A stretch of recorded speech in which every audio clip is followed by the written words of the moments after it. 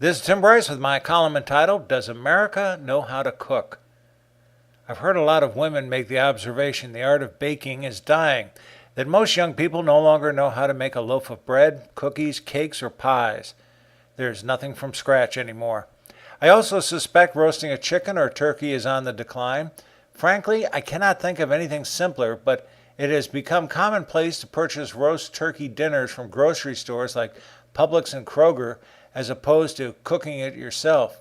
Traditional comfort foods are also disappearing, such as Salisbury steak, beef tips and noodles, pork tenderloin, pot roast, chipped beef on toast, flank steak, turkey tetrazzini, pot pies, or chicken a la king. Soups, stews, and chili are also disappearing in favor of canned substitutes. Likewise, fruits and vegetables are seldom cooked fresh, such as Brussels sprouts, cauliflower, asparagus, broccoli, snow peas, and so on. As for me, I love stir-fried vegetables, particularly in the summertime. Alas, not many people make it anymore, regardless how quickly it can be prepared. Older people are inclined to cook, but not young people. America is evidently not alone in this regard, as I am hearing similar stories from Japan and the Philippines, and I suspect elsewhere around the globe. There are several reasons for this, the most obvious of which is time limitations. After you have worked all day, you hardly feel up to cooking at night. Even if they have the time to cook, they are unlikely to do so, claiming their mothers never taught them. Because parents didn't assign chores to their offspring in the kitchen, they didn't pass along the knowledge and traditions of cooking. To my way of thinking, though, here is another example of how technology is influencing our behavior.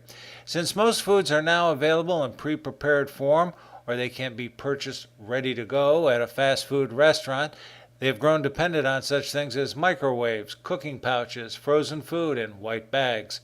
The idea of a home-cooked meal is rapidly becoming a thing of the past, and with it goes basic nutrition. This explains why family-style restaurants and diners are slowly disappearing. Because our youth have grown up learning to eat on the run, they're more inclined to gravitate to Pop-Tarts, hamburgers, French fries, and chicken tenders. The idea of sitting down to a complete meal is simply a foreign concept to them. Hence, such restaurants are closing their doors one by one. So is cooking doomed to extinction? Hopefully not. I would argue young people would love to cook if someone took the time to teach them. The problem is nobody is doing so. They do not need anything extravagant, just the basic mechanics. I have a friend who owns a family-style restaurant, and I'm encouraging him to put on some classes at night for young people.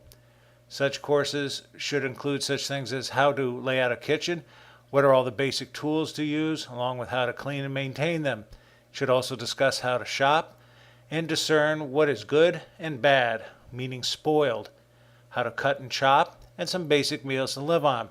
The idea would be to encourage them to learn the joys of cooking.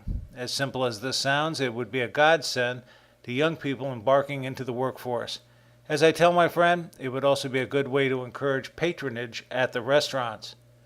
The reason why family-style restaurants are declining is not because our tastes are changing, but because of our growing reliance on technology. If we become too addicted to technology, can Soylent Green be far away?